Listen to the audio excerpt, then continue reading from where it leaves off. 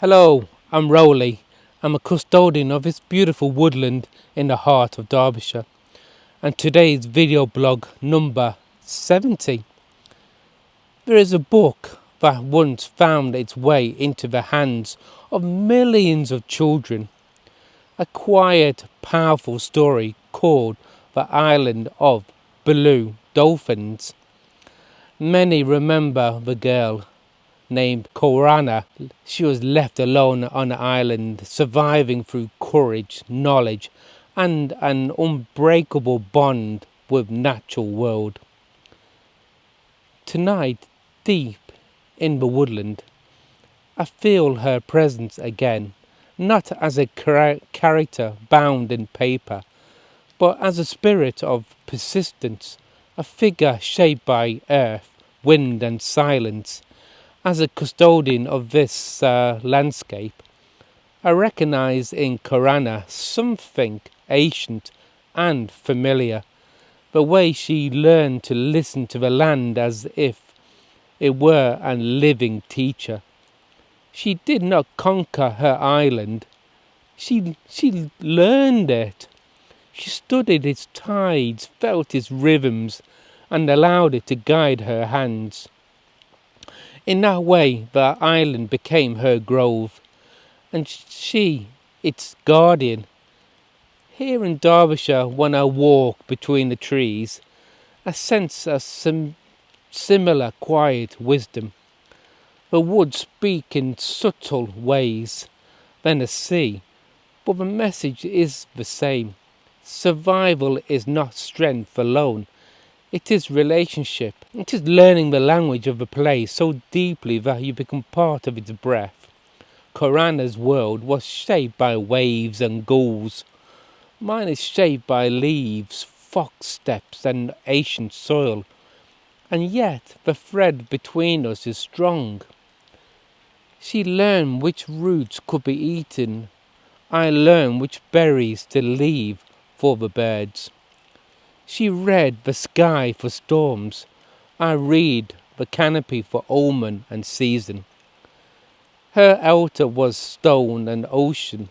Mine is oak, fire, and shadow. Different lands, the same sacred knowledge, how to live in deep communion with nature.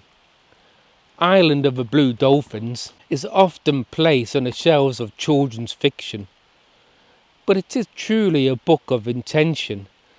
Though Karana, we are taught how nature becomes a companion in solitude, how fear can be transformed into the understanding, how grief can be carried without destroying the spirit, and how one soul, however small, can stand against disappearances.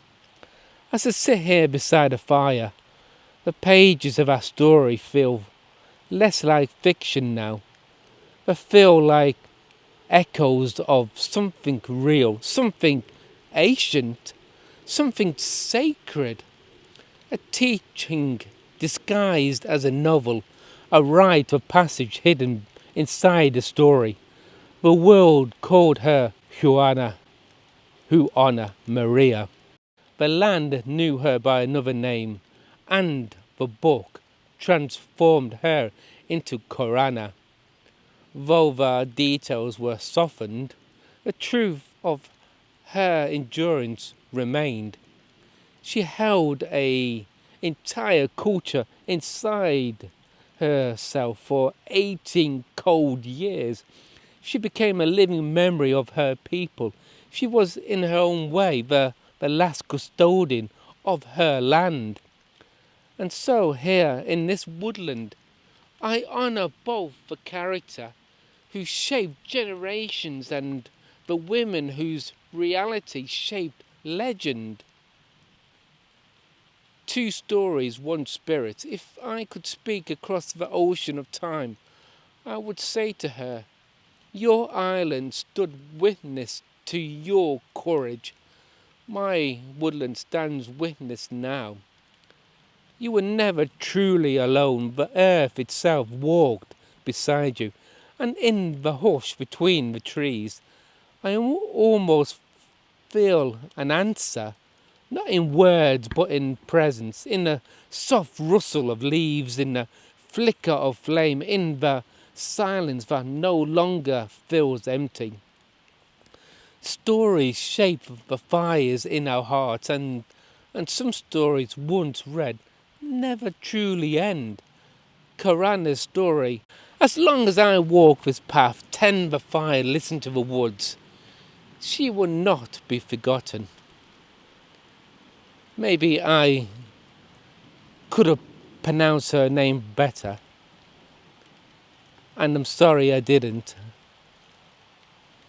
I had so much to say in this Custodian that I can't remember everything. I can't. So, but I do remember this book. It's not a very long book, but I do recommend it.